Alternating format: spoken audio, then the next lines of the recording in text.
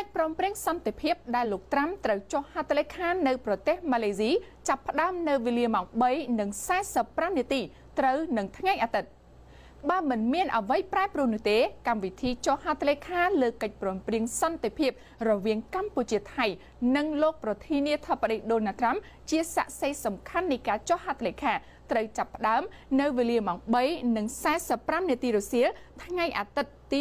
26 ខែតុលាឆ្នាំ 2025 បើតាមគម្រោងលោកត្រាំនឹងចាក់ចេញពីសេតាវិមាននៅថ្ងៃទី 24 តុលានេះឆ្ពោះទៅកាន់ប្រទេសម៉ាឡេស៊ីរហូតដល់ថ្ងៃអាទិត្យទី 26 ខែតុលាឆ្នាំ 2025 វេលាម៉ោង 2:30 នាទីរសៀលប្រធានាធិបតីត្រាំនឹងចូលរួមប្រជុំទ្វេភាគីដោយចុះហត្ថលេខាជាមួយនាយករដ្ឋមន្ត្រីម៉ាឡេស៊ីលុះដល់វេលាម៉ោង 3:45 នាទីរសៀលថ្ងៃដដែលនោះប្រធានាធិបតីត្រាំនឹងចូលរួមធ្វើជាសាក្សីក្នុងពិធីចុះហត្ថលេខាលើកិច្ចព្រមព្រៀងសន្តិភាពរវាងនាយករដ្ឋមន្ត្រីកម្ពុជានិងនាយករដ្ឋមន្ត្រីថៃក្រោយពេលចុះកិច្ចព្រមព្រៀងសន្តិភាពរួចហើយនៅវេលាម៉ោង